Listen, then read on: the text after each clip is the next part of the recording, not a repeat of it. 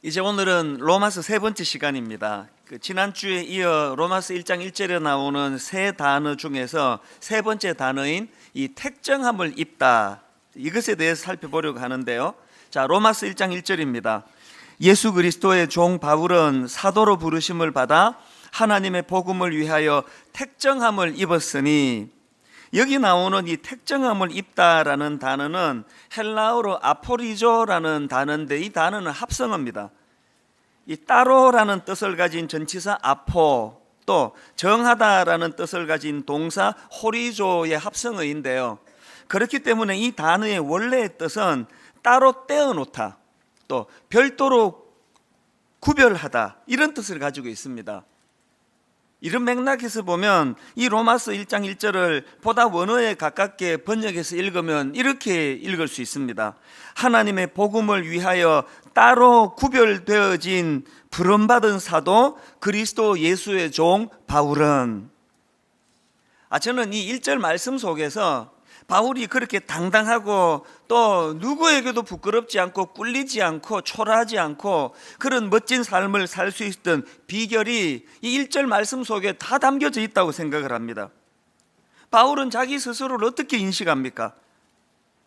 하나님께서 자기를 이런 일에 쓰시려고 따로 구별해 놓은 존재이다, 이런 자기 인식을 갖고 있었기 때문에 누가 뭐라 그래도 당당하게 자기 길을 걸어갈 수 있었던 거 아닙니까? 제가 한참 청소년 사역을 하고 있던 30대에 어떤 설교를 들으니까 그 코카콜라 사장님 이야기를 인용을 하는 겁니다. 그 당시 코카콜라 사장이 기자들을 모아놓고 이런 말을 했다는 겁니다. 내 혈관 속에는 피가 흐르는 것이 아니라 코카콜라가 흐르고 있습니다. 자기가 하고 있는 일에 대한 그 확신을 이렇게 표현한 거 아닙니까?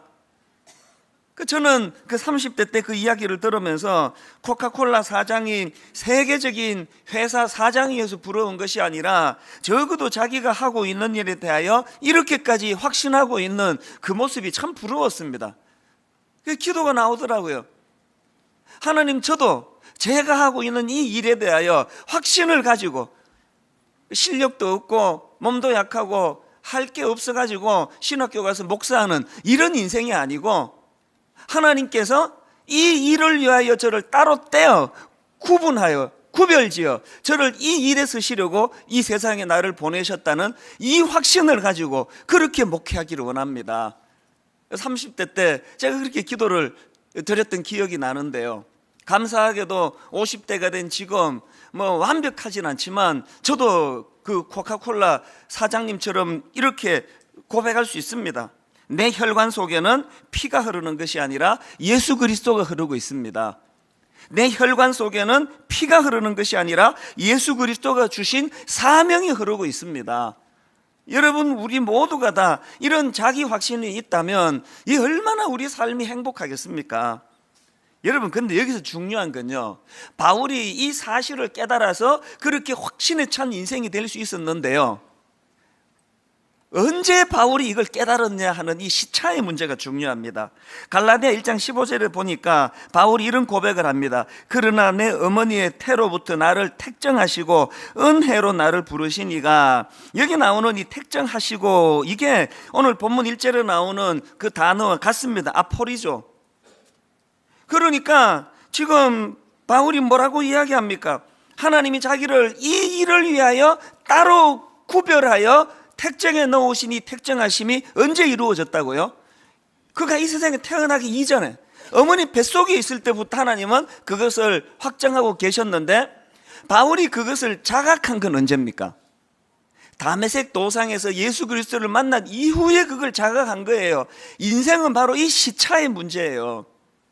이 빨리 깨달으면 인생이 그만큼 빨리 윤택해지는 거고요, 이 무덤에 갈 때까지 못 깨달으시면은 그렇게 혼미하게 살다가 그렇게 끝내시는 거예요.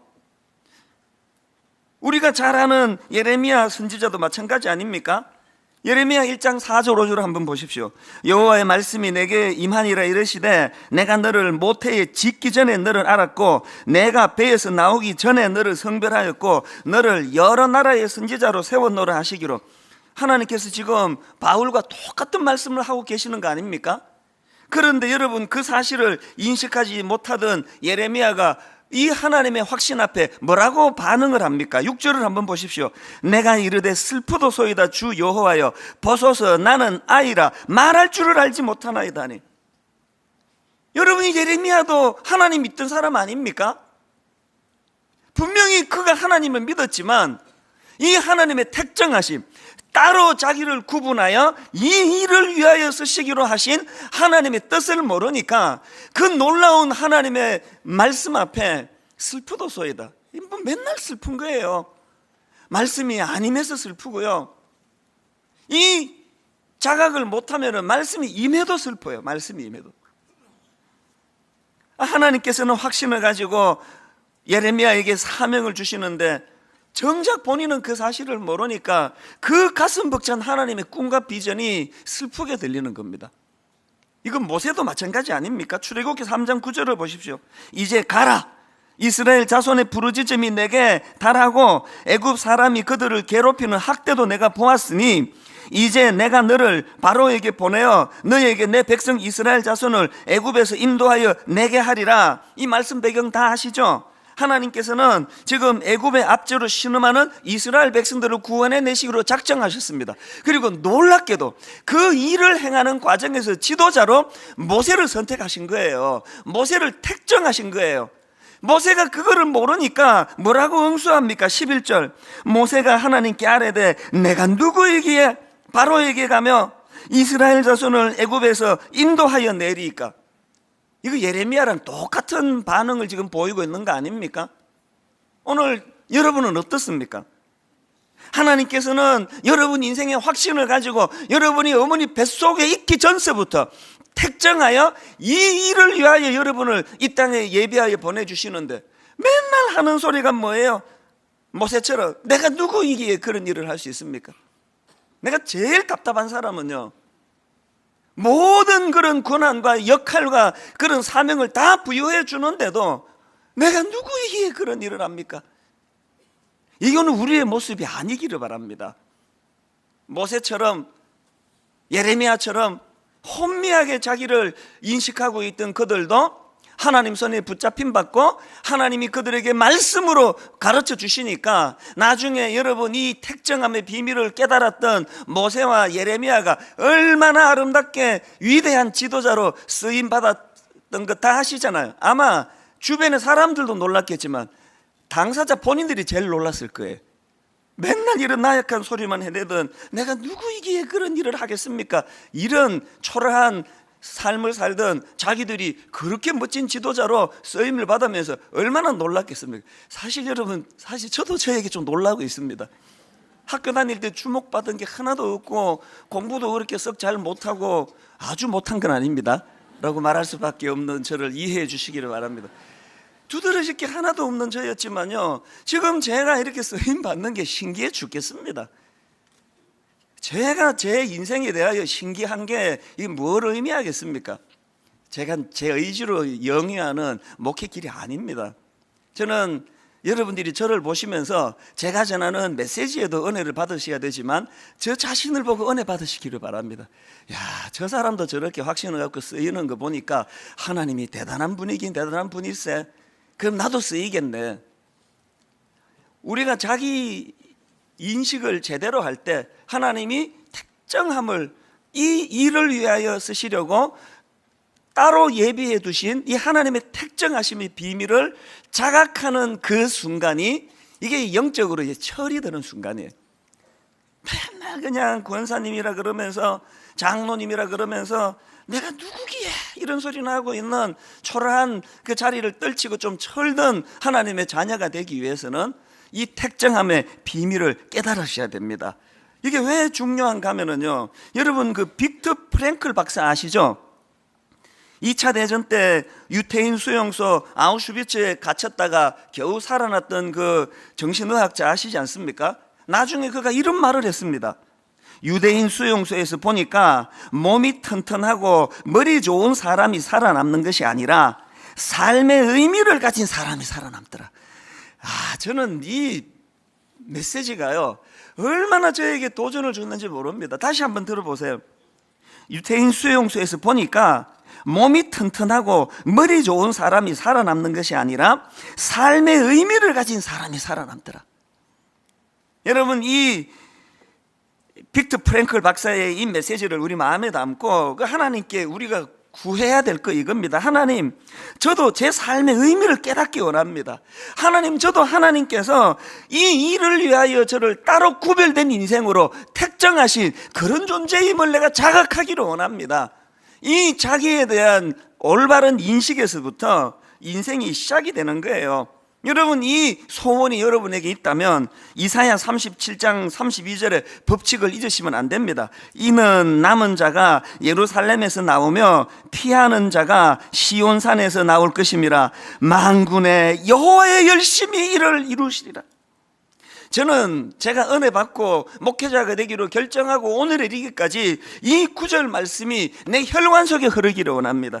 내가 가진 지식, 내가 가진 리더십, 내가 가진 열정, 내가 가진 그 무엇으로 행하는 인생길, 목회길이 아니고 만군의 여호와의 열심히 이를 이루실.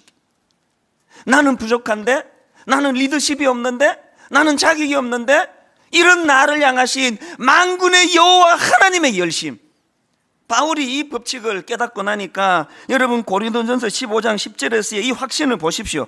그러나 나의 나된 것은 하나님의 은혜로 된 것이니 내게 주신 그의 은혜가 헛되지 아니하여 내가 모든 사도보다 더 많이 수고하였으나 내가 아니요 오직 나와 함께 하신 하나님의 은혜로라. 이 인생의 법칙을 우리가 깨닫게 된다면 정말 지지부진한 우리 인생의 삶에 영적인 혁명이 일어날 줄로 믿습니다. 이런 고백을 하고 사는 사람이 좀 어려움이 있다고 안달복달 하겠습니까? 이런 확신을 가지고 사는 사람이 인생에 고난이 찾아오고 어려움이 찾아올 때 그것 때문에 그냥 혼미하고 울분에 빠지고 두려워하고 그러지 않습니다. 그랬다고도 벌떡벌떡 일어날 수 있는 힘, 만군의 여호와 하나님의 열심. 저는 여러분 내면에 여러분의 혈관 속에 이 만군의 하나님의 열심에 대한 확정된 믿음, 이 믿음이 여러분의 혈관에 흐르는 원동력이 되기를 바랍니다. 근데 중요한 게 뭐냐면요, 이제 오늘 로마서 1장 1절부터 7절까지의 이 흐름의 전개를 보니까 바울이 1절에서 이렇게 확신에 찬 자기 인생을 피력하고는요, 바로 2절서부터 예수 그리스도를 등장시키고 있다는 겁니다. 2절부터 4절을 보십시오. 이 복음은 하나님이 선지자들을 통하여 그의 아들에 관하여 성경에 미리 약속하신 것이라. 그의 아들에 관하여 말하면 육신으로는 다윗의 혈통에서 나셨고 성결의 영으로는 죽은 자들 가운데서 부활하사 능력으로 하나님의 아들로 선포되셨으니 곧 우리 주 예수 그리스도시니라. 자, 여러분 여기서 한번 생각해 보세요. 바울이 지금 택정한과 관련해 가지고 하나님께서 자기 인생을 미리 따로 구별되어 이 일을 위하여 쓰시기로 한 내가 그런 존재다라고 피력한 다음에 왜 예수 그리스도를 거기에 소개합니까? 바울의 의도가 뭡니까? 이 놀라운 사실을 깨닫게 하신 분이 예수 그리스도시라는 거예요. 더군다나 지금 바울이 자기 인생을 그렇게 변화시켜 주신 분이 예수 그리스도라는 것을 강조하면서 예수님의 어느 부분을 강조하는지를 보세요. 4절을 다시 한번 보세요. 성결의 영으로는 죽은 자들 가운데서 부활하사 능력으로 하나님의 아들로 선포되셨으니 곧 우리 주 예수 그리스도시니라. 바울은 지금 예수님의 어느 부분을 강조하고 있습니까? 예수 그리스도 십자가, 예수 그리스도의 부활하심. 신앙은요, 예수님의 어느 부분을 붙잡느냐가 승패예요. 너무너무 많은 성도들이 예수님의 그 별책 부록, 별로 중요하지도 않은 하나님 나라 입장에서는 그저 그냥 관심사가 교회 와가지고 뭐 병 고쳐 주시더라, 뭐 부자 만들어 주시더라, 뭐 귀신 쫓아내시더라, 이런 하나님 예수 그리스도를 붙잡는 것도 물론 이건 믿음이에요. 이것도 필요하지만 그건요, 본질에 비하면 이거 별책 부록 같은 거예요. 우리가 이 땅을 살아가기에 어떤 그 도움을 주시는 분으로서의 예수 그리스도. 그래서 수능 시험을 앞둔 자녀들이 있으면은 막 1년 내내 막 철학기도 하고 금식기도 하고 매달려 가지고 우리 아들 대학 좀 보내 주시옵소서, 공부도 못 하는데 노력도 안 합니다. 그런데도 불구하고 찍는 것마다 다 맞게 해 주실 줄 믿습니다. 하나님의 능력을 믿습니다. 그런 믿음도 믿음이지만요, 그건 별책부록 같은 거예요. 그것보다 더 본질적인 것, 내 영혼을 구원해 주신, 내 존재감을 확인시켜 주신 예수 그리스도의 십자가, 그리고 십자가를 통하여 죽으실 뿐만 아니라 죽음의 권세를 이기신 예수 그리스도의 부활하심, 이 본질을 붙잡는 신앙인들이 되시기를 바랍니다. 우리가 근본의 이 로마서를 통하여 반드시 회복해야 될 것이 있다면 바로 이 복음의 본질을 붙잡는 거예요. 별책부록만 보시면 안 됩니다. 아무리 별책부록이 뭐 이렇게 많아도 내가 그 잡지를 구입할 때는 본 책을 보려고 구한 거 아니겠습니까? 이것이 오늘 본문에서 제가 발견하는 중요한 포인트인데요. 자, 그렇다면은 이제 좀 더 구체적으로 우리가 예수 그리스도의 그 십자가 은혜로 하나님의 택정하심의 비밀을 자각하게 된다면 어떤 일이 일어나느냐는 거예요. 하나님의 택정하심의 비밀을 자각하게 된 바울이 그것으로 얻게 된 유익을 한 두 가지로 제가 정리를 해볼 수 있었는데요. 첫째로요, 바울은 이 깨달음으로 하여금 집중력 있는 인생이 되었다는 거예요. 제가 요즘 자주 인용해 드리는 구절이지만 디모데후서 4장 7절이요. 나는 선한 싸움을 싸우고 나의 달려갈 길을 마치고 믿음을 지켰으니, 사도행전 20장 24절, 내가 달려갈 길과 주 예수께 받은 사명 곧 하나님의 은혜의 복음을 증언하는 일을 마치려 하면은 나의 생명조차 조금도 귀한 것으로 여기지 아니하노라. 여러분, 이 바울의 집중력이 느껴지지 않습니까? 그냥 뭐 여기 갔다 저기 갔다 혼미한 게 없어요. 바울은 오직 집중력 있게 한 목표를 향하여 달려갈 수 있었는데 그 비결이 뭐라고요? 태의 어머니 뱃속에 들어가기 전서부터 하나님이 이 일을 위하여 자기를 따로 구분하여 택정했다는 그 비밀을 알게 되니까 헷갈리는 게 없는 거 아닙니까? 인생은 결국 이 싸움이에요. 여러분, 캐나다 맥길 대학의 그 신경과학자라 그러는데요, 제임스 올스와 피터 밀러, 이 두 분이 이 질을 가지고 이제 연구를 하다가 원래는 그 연구를 위한 게 아닌데 이제 이 실수를 한 거예요. 무슨 실수를 했냐 보니까요, 이 전기를 잘못 다루어 가지고 이 쥐의 뇌 시상 하부에 이 미세한 전기적인 자극을 흘려 보낸 거예요. 의도한 게 아니에요. 그런데 그 미세한 전기 자극이 그 쥐의 뇌 시상 하부에 자극을 준 그게 아마도 그게 그 쥐의 그 쾌감을 이제 그 충동질하는 이제 그런 자극이었나 봐요. 그 전기적인 자극을 쥐가 받으니까 쾌감을 느낀 거예요. 그리고는요, 이 과학자들이 보니까 우연히 뇌에 자극을 받아가지고 이제 쾌감을 느낀 그 쥐들이 그 쾌감을 받은 그 장소로 가려고 자꾸 되돌아가려고 하는 거예요. 여기에 이제 흥미를 느낀 그 과학자들이 무슨 실험을 했냐니까요. 그 쥐들이 이제 쾌감을 느끼기 위해서 이제 그 지렛대를 설치해 놓고 그 지렛대를 누르면은 밟으면은 이제 쥐가 그 시상하부에 자극을 받아서 이제 쾌감을 느낄 수 있도록 그 지렛대를 만들어 놨는데 놀라운 일이 벌어졌습니다. 쥐들이요, 우연히 발견한 그 쾌감 이거를 계속 유지하기 위해 가지고요 지렛대를 눌러대는데요, 식음을 전폐하고 눌러대고 있다는 거예요. 어떤 쥐는 지렛대를 누르기 위해 가지고 이제 이 바닥에다가 전류가 흐르도록 해놓고 저기에 지렛대를 이제 설치해 놓으면요, 여러분 그 전류가 흐르는 데를 지나가면 그 얼마나 고통스럽습니까? 이 몸에 전기가 통하는. 그런데요, 그거를 마다하지 않고 전류가 흐르는 그 바닥을 지나가지고 지렛대를 누르고요, 심지어는요 어미쥐들은 갓 태어난 새끼들이고 뭐고 다 내팽개치고 계속 지렛대를 두드려 댄다는 거예요. 심지어 어떤 쥐는요 1시간에 무려 7,000번을 두드리다 거품을 물고 쓰러지는 쥐도 있었대요. 제가 이 실험을 글을 읽으면서 어떻게 이렇게 인간 세상하고 이렇게 똑같아. 이게 오늘 이 시대 아닙니까? 어쩌다가 우연히 쾌락의 길을 잘못 접하고는 거기에 한번 빠져들어가면은 뭐 자식이고 뭐고 가정이고 뭐고 다 내팽겨 쳐두고 그냥 그렇게 미쳐 날뛰는 이런 주부, 이런 남편들 이야기가 하루도 끊임없이 나오고 있는 게 바로 이거 아닙니까? 그런데 여러분, 그 과학자들은요, 우연히 실수로 쥐에게 그런 잘못된 자극을 줬지만요, 오늘 악한 사단은 의도적으로 교활하게 우리를 향하여 끊임없는 이 자극 속에 빠뜨리려고 공격하고 있는 게 오늘 우리의 현실이라는 겁니다. 그래서 저는 목회자로서 수많은 가정들을 대하면서 억장이 무너져요. 어떨 때는요, 그 감정이입이 돼가지고 막 집에 돌아오면 너무너무 우울하고 이러다가 내가 막 우울증이 걸릴 것 같아요. 겉으로 보기에 멀쩡한 가정이 사실은 그 남편이 지금 이 지렛대 발르라고 정신이 팔려가지고 이거 어떻게 하면 좋습니까? 오늘 여기 지금 열심히 지렛대 바르면 7,000번씩 밟고 이런 분이 이 안에 계실 거예요. 근데 글쎄, 이런 시간에 예배 드리러 오시는 분들은 그런 분들이 뭐 없을 거라고 생각해요. 보통 그분들은 이 시간에 이제 자는 시간이에요. 밤새 지렛대 밟고 이제 이 시간에 보통 자요. 모르죠. 뭐 이제 빨리 예배 드리고 또 밟으려고 지금 이제 준비하고 있는 분이 계실지 모르겠는데요.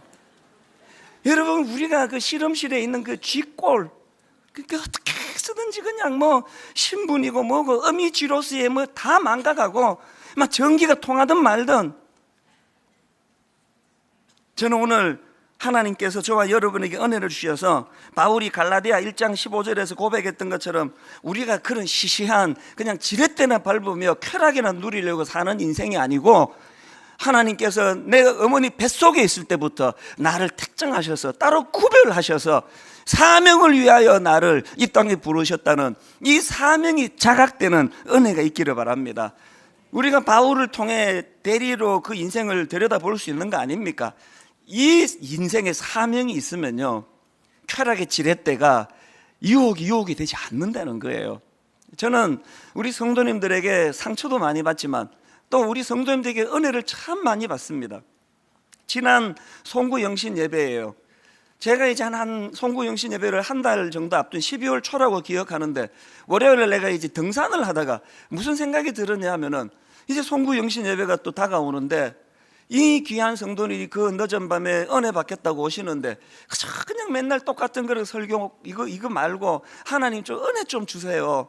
그 마음에 그런 소원을 가지고 이제 등산을 하는데, 우리 하나님은요 참 신실하신 분이에요. 구하면 주세요. 그 제가 등산을 하다가 퍼뜩 무슨 아이디어를 하나님이 주셨냐 하니까, 1년 동안 작년에 얼마나 어려운 일이 많았습니까? 이런저런 어려움으로 힘든 성도가 많은데 이게 다 어떻게 위로할까? 뭐 한 100명 모이는 작은 교회 같으면 내가 무슨 주스 사들고 모든 가정을 다 돌고 싶은 심정이에요. 우리가 상황이 그게 안 되니까 무슨 아이디어를 하나님 주셨냐 하니까요, 이제 우리 송구 영신 예배를 3번 드리는데 각 예배 때마다 상징적으로 대표적으로 지난 한 해 유난히 어려웠던 성도님, 그 가운데 믿음을 가지고 참 애쓰셨던 성도님을 좀 모셔가지고 축복해드리고 기도해드리고, 그리고 또 우리 이분들 좀 교회 또 말고 좀 객출을 해가지고 이 제주도로 좀 여행도 보내드리고 그러면 좋겠다. 그렇게 해서 이제 대표적으로 이 한 분이 위로를 받지만 성령님이 송구 영신 예배 나오신 모든 성도님들에게 위로해 주시는 이런 예배가 되면 좋겠다. 그래서 제가 이제 산에서 내려와 가지고 메일을 보낸 거예요. 교역자들에게 내가 이런 지금 생각을 하고 있으니까 추천해 달라고. 그래서 이제 송구 영신 예배 1부, 2부, 3부 각각 이제 세 가정을 추천받았습니다.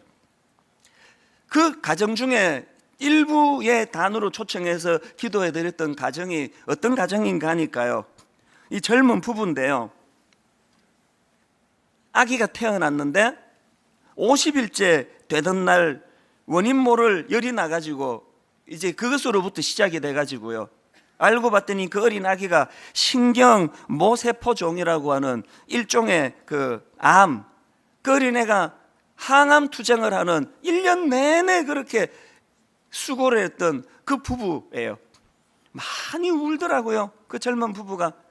그리고 제가 이제 예배 끝나고 또 내 방으로 잠깐 오시라 그래가지고 또 기도를 해드리는데 얼마나 많이 우는지 몰라요. 그래서 제가 위로를 해드리고 또 성도님들이 또 조금씩 객출해서 이제 이것 가지고 뭐 제주도를 가든지 어디를 가든지 좀 힘을 내고 오면 좋겠다고 그렇게 송구신 예배를 보냈습니다.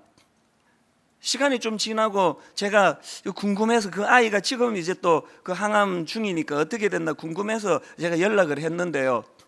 그 젊은 엄마가 장문의 메일을 보낸 거예요. 생후 50일 되던 날 원인 모를 열이 나서 소아과에 들른 것을 시작으로 해서 지난 1년 동안 여러분 뭐 충분히 상상할 수 있지 않습니까? 그 병아리 같은 어린 아기 그 주사 바늘을 꽂는 그거 보는 것만 해도 마음이 무너질 것 같아요.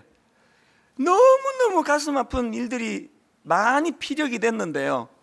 정작 제 마음이 울컥하고 눈시울이 붉어진 부분은 다른 데 있었습니다.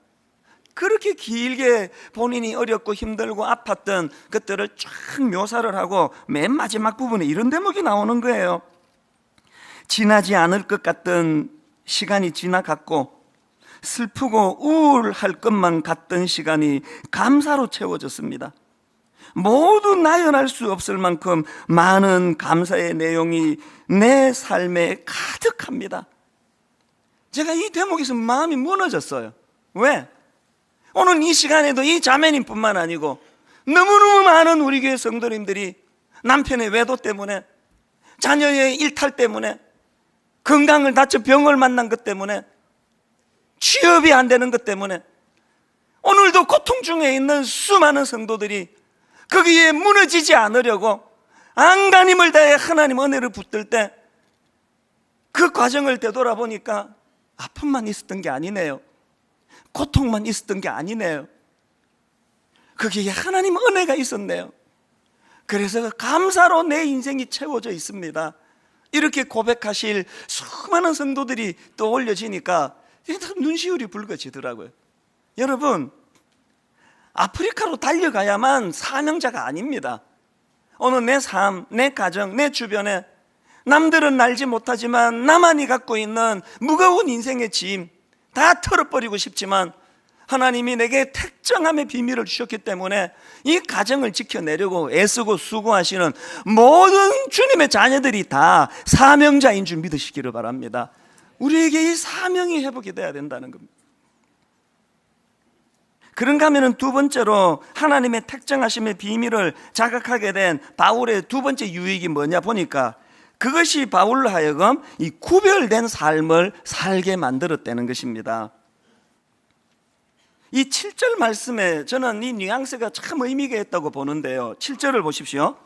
로마에서 하나님의 사랑을 받고 성도로 부르심을 받은 모든 자에게 하나님 우리 아버지와 주 예수 그리스도로부터 은혜와 평강이 있기를 원하노라. 근데 여러분 여기 나오는 이 로마에서라는 이 표현이 당연히 장소적인 것을 설명하는 표현인데요. 제가 원어를 살펴보면서 여기에 무슨 뉘앙스가 보여지느냐 하니까 원어로 보면은 이 7절에 로마에서 앞에 n이라는 전치사가 붙어 있습니다.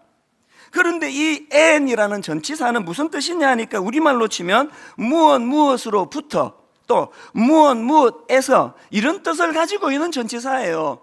그러니까 제 마음에 여기 나오는 엔 로마라는 표현이 로마에 있는 이라는 장소적인 의미도 당연히 포함되지만 무슨 느낌이 드세요? 로마로부터 구별되는 이라는 뉘앙스가 풍겨지는 거예요.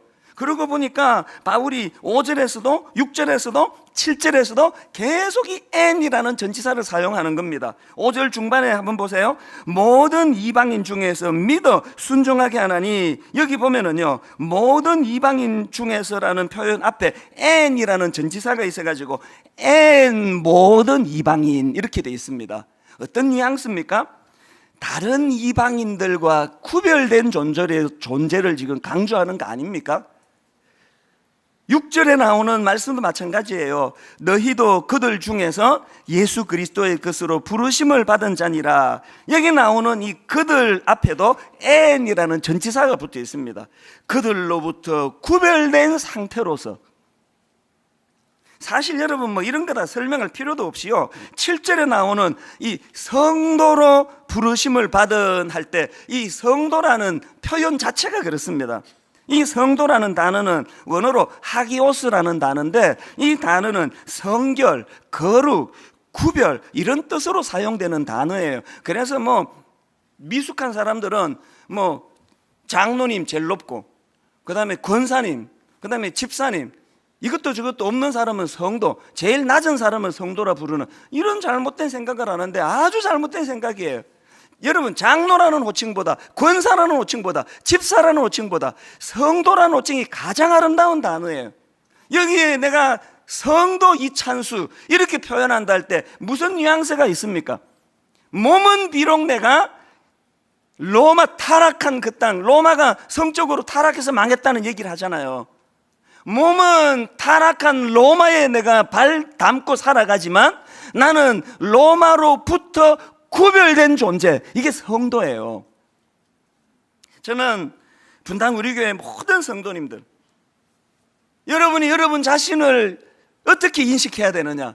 나는 로마에 몸 담고 있지만 타락한 로마에 섞여 살지 않는, 로마와 구별된 하나님의 사람이다.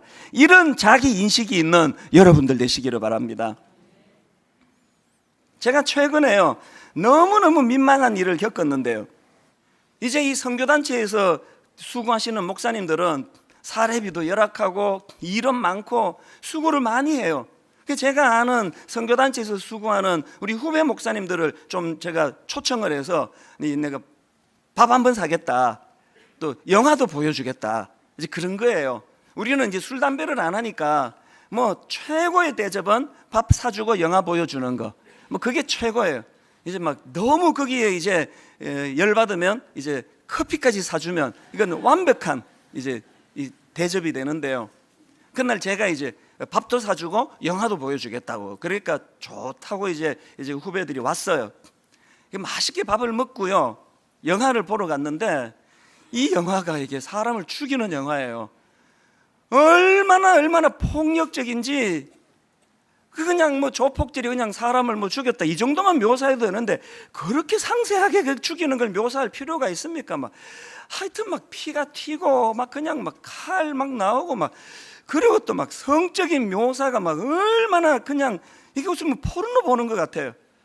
내가 옆에 목사님들한테 내 눈치가 보여가지고, 이 무슨 목사가 열심히 지금 주에 일하는 목사를 불러내가지고 막 그런 포르노를 방불케 하는 이런 걸 내가 보여줬다고 싶으니까요, 내가 좌불안석이 좌불안석. 근데 정말 무서운 게 뭐냐면은 그 좌불안석이면서도 그 성적으로 묘사하는 그런 것들이 얼마나 잔상이 강렬한지요. 내가 너무너무 불편했어요. 그때는 제가 뒤에 또 시간이 있어가지고 커피까지 살 마음은 없었는데 너무 미안해가지고 내가 차 한잔 하고 가자, 커피숍에 가가지고 내 사과했습니다. 내 진짜 미안한데 나 정말 저 내용 몰랐다, 내가 알았으면 안 봤을 텐데 너무너무 미안하다고 내가 이 용서를 빌었어요. 제가 깜짝 놀랐던 게요, 지금 이 시대가 지금 이 문화라는 이름으로 이게 완전히 지금 정상이 아니에요. 이게 내가 제목을 안 가르쳐 드리는 이유가 그런 게 있었나? 이번 설날 때 보러 가야 되겠군, 이러실까 봐 내가 안 가르쳐 드리는 거예요. 보지 마셔요. 그제 그 영화를 보고 마음이 힘든 거예요. 우리 젊은이들이 지금 노출되어 있는 이 로마의 문화가 어떤 것인가, 얼마나 참아내야 되는 게 많은가. 내가 영화를 보고 나서 이렇게 떠오르는 그 최근에 어떤 우리 교회 자매가 제게 긴급한 메일을 하나 보내왔는데요, 참 귀한 자매예요. 20대 어린 자매가 지금 미국의 봉사활동 단체에 가가지고 지금 공부를 하고요, 이 공부가 끝나면 지금 장기간으로 아프리카로 봉사활동을 떠나는 그런 프로그램에 참여하고 있는 우리 자매가 있어요. 젊은 대학생 자매예요. 이 자매가 얼마나 귀합니까? 요새 이 젊은 사람들이 그저 이기적이고 자기밖에 모른다고 걱정하는 시대인데 이렇게 이타적인 삶을 사니까 얼마나 귀해요. 그리고 그 세계 각국에서 이런 가치 있는 일을 하려고 모여든 사람이니까 그 사람들이 얼마나 그 고상한 사람들이겠냐고. 그런데요, 제가 메일을 보고 참 놀랐던 게 뭐냐 하니까 편지에 이런 내용이 있습니다. 한번 들어보세요. 그렇게 귀한 봉사자들이 모인 모임인데도 불구하고 기숙사에서 사는데 사귀기 시작하면 방을 같이 써요. 굳이 아무 사이가 아니어도 눈이 맞으면 관계를 맺고 말 그대로 혼돈 속에 제가 덩그러니 있어요. 이 자매가 혼란에 빠진 거예요. 이거 뭐 그냥 뭐 남자고 여자고 없이 눈 맞으면 같이 아예 한방 동거하고 막 이런 게 벌어지고 있는데 왜 저에게 긴급히 SOS를 보냈냐 하니까요, 한국에서 온 남자를 거기서 본 거예요. 너무너무 따뜻하게 잘해주는 거예요. 그 가족들나 외로운 이 세상 경험 없는 젊은 자매가 그게 얼마나 고마운 일이에요. 그런데요, 이 남자가 뭐라고 노골적으로 유혹을 하는가 하니까 정말 내가 놀랐습니다. 자기는 대놓고 한국에 결혼할 여자가 있다 이야기를 대놓고 해요. 그리고는 그 다음에 한번 제가 읽어볼게요. 들어보세요. 저에게 여기 있는 동안만 여자친구 하지 않겠느냐고 제의를 하더군요. 그러니까 두 번째 여자친구, 세상 사람들이 흔히 말하는 섹스 파트너 뭐 그런 것 같아요. 저는 남자와 깊게 관계를 가진 적이 아직 없고 또 하나님을 믿기에 성관계는 결혼 후에 사랑하는 한 사람과 하는 것이 당연하다고 생각했어요. 그런 저에게 저런 제의는 당연히 말도 안 되는 것이고 그래서 딱 잘라 화내며 거절했습니다. 저는 굉장한 사람은 아니지만 한 사람에게 온전히 한 여자로 사랑받을 만한 가치 있는 여자라고요. 근데 알겠다고 하면서도 능구렁이처럼 계속 다가옵니다. 여자를 수십 명은 더 만나본 것 같아요. 상황을 아시겠죠?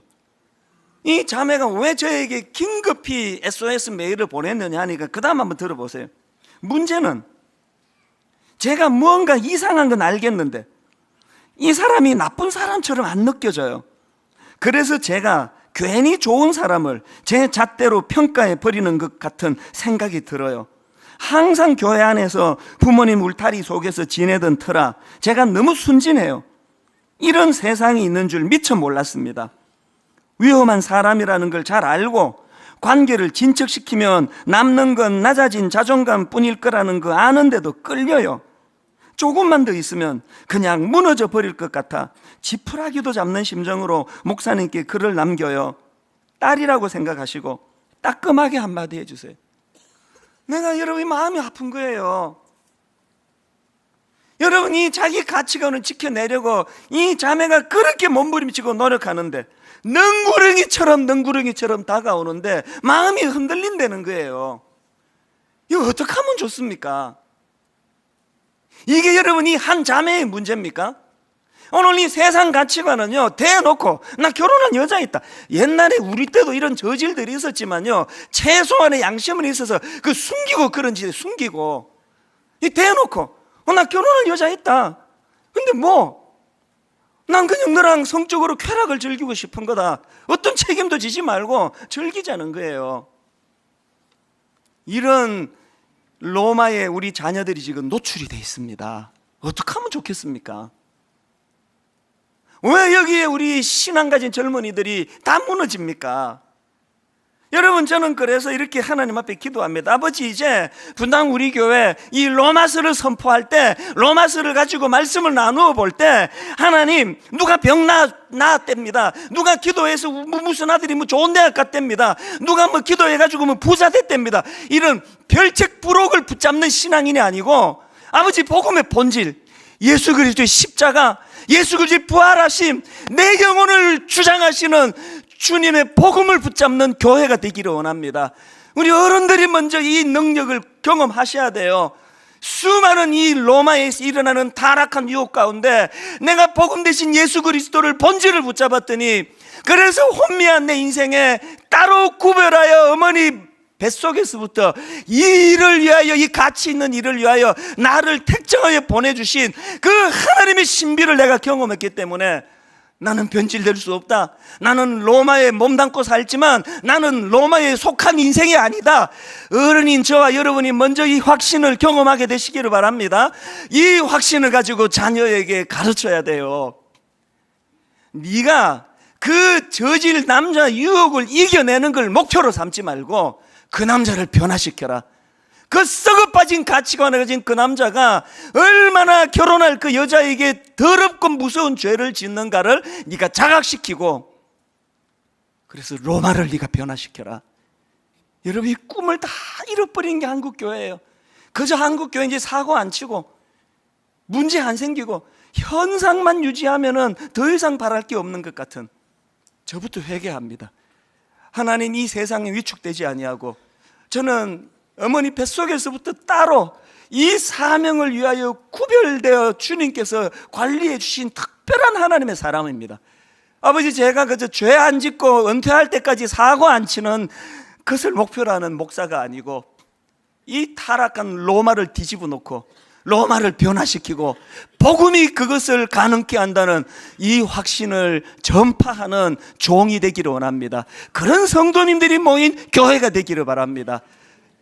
오늘 결론을 맺으면서 여러분, 이런 차원에서 우리 한번 이 선포, 너무너무 잘 아는 찬양이지만 처음 부르는 것 같은 감격을 가지고 이렇게 노래하기 원합니다. 수많은 무리들 줄지어 그분을 보기 위해 따르네. 육안으로 보면 평범한 목수에 불과하신 그분이지만 영안을 열고 그분을 볼 때 혼미한 내 인생을 변화시키는 구원자 되심을 내가 고백하기를 원합니다. 가사를 생각하시면서 이렇게 힘있게 선포하기 원합니다. 수많은 무리들 줄지어 그분을 보기 위해 따르네. 겉으로 보기에 평범한 목수이신 그분 앞에 영안을 열고 모든 무릎이 꿇어 경배하네. 여러분, 이 가사 그대로 우리가 경험해야 합니다. 모든 문제들 하나하나, 심지어 죽음까지도 힘을 잃고 생명의 근원 대신 예수 이름 앞에 모든 권세들 굴복하네. 하나님, 이 놀라운 영적 비밀을 깨닫고 경험하기 원합니다. 예수 이름 높이세. 능력의 그 이름, 예수 이름 높이세. 구원의 그 이름, 예수 이름을 부르는 자, 예수 이름을 믿는 자, 예수 이름 앞에 나오는 자, 복이 있도다. 나의 계획이 실패하고, 여러분, 내 열심으로 되는 게 아닙니다. 나의 소망이 끊어질 때 내 열심이 아닌 하나님의 열심, 삶의 주관자 되신 그분 앞에 나의 무릎을 꿇어 경배하네. 여러분, 이렇게 선포하시기 원합니다. 나의 삶을 그분께 맡길 때, 이거 경험하십니까? 비로소 나의 마음 평안해. 구원의 반석 되신 예수의 이름을 소리 높여 찬송하네. 예수 이름 높이세.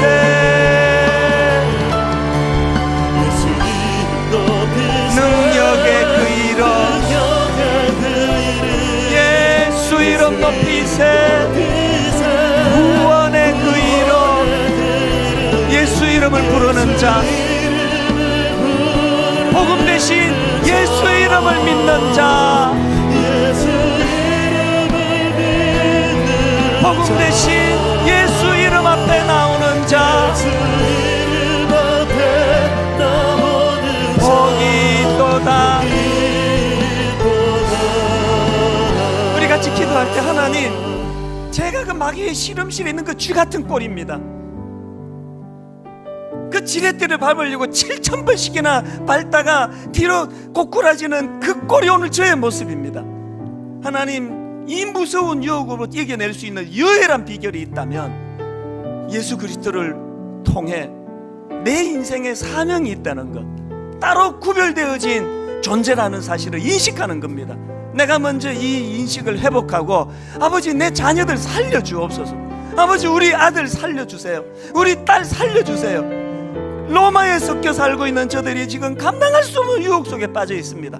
우리 말씀을 생각하며 우리 가정과 자녀들을 축복하며 통성으로 같이 기도하시겠습니다. 살아계신 하나님 아버지, 예수 이름의 능력, 예수 이름의 놀라우신 능력을 이 시간 간절히 구하고, 아버지 또 구합니다. 아버지 하나님, 예수 믿고 복받고, 예수 믿고 부자되고, 예수 믿고 좋은 대학 가는 별책 부록 붙잡는 신앙이 아니고, 주님의 십자가, 주님의 부활하신 아버지 하나님 복음의 본질을 붙잡기 원합니다. 우리 가정을 살려주시옵소서. 하나님, 타락을 자극하는 지렛대를 밟기에, 아버지 그 유혹을 떨칠 수가 없기에 주님 앞에 낙심하며 이 자리에 나와 눈물로 기도합니다. 아버지 하나님, 그 끔찍한 유혹에 능력이 나타나기를 원합니다. 유혹을 이겨내기를 원합니다. 예수 이름 높이세요. 예수 이름 부르며 복음이신 그분의 능력을 이 시간 간구합니다. 의지합니다. 하나님 은혜 주시옵소서. 그 의미가 지금 건설하며 아버지 몸만에 살고 있지만 그걸 지켜주시는 하나님의 그 신뢰가 하나님 우리의 신뢰가 다시 한번 새롭게 확정되어지고, 계속 기도하실 분 계속 기도하시고, 우리 확신을 가지고 다시 한번 선포합니다. 예수 이름 높이세. 예수 이름 높이세. 능력의 그 이름, 예수 이름 높이세. 구원의 그 이름, 예수 이름을 부르는 자, 예수 이름을 믿는 자,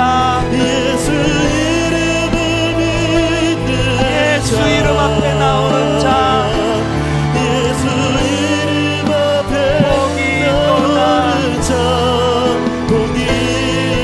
보라 하나님 구원을,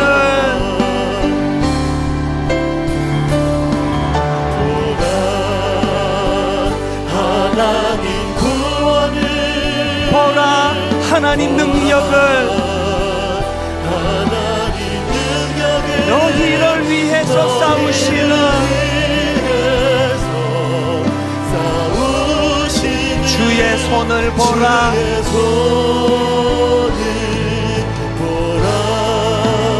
보라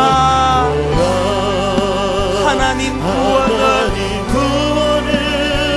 보라 하나님 능력을,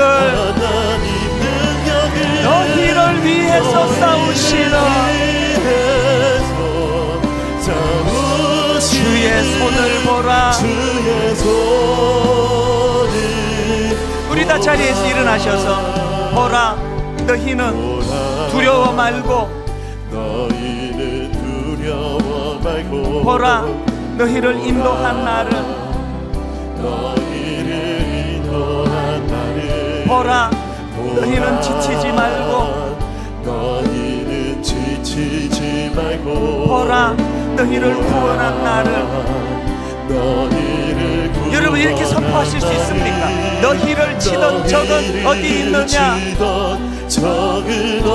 너희를 억누르던 원수는 어디 있느냐?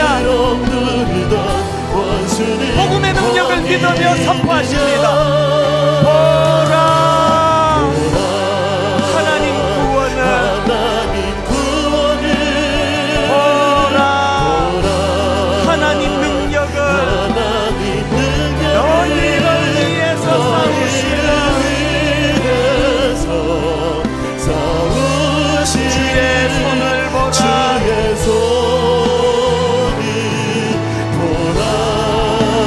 보라 하나님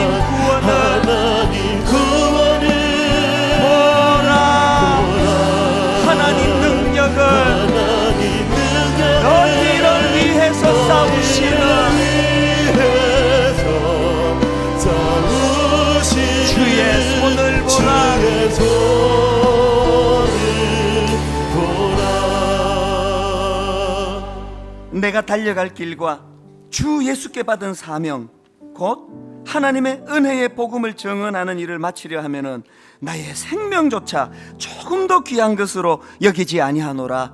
아버지, 바울이 가졌던 그 인생의 이 집중력 우리에게도 허락하여 주시옵소서. 비록 몸은 로마에 몸담고 있지만 로마의 영향을 받지 않는 로마와 구별된 성도들을 향하여 바울이 편지를 썼던 것처럼 오늘 우리 그리스도인들이 타락한 이 땅의 영향력 아래 놓여 있는 것이 아니라 하나님의 영향력 아래 놓인 하나님의 자녀들 되게 하여 주시옵소서.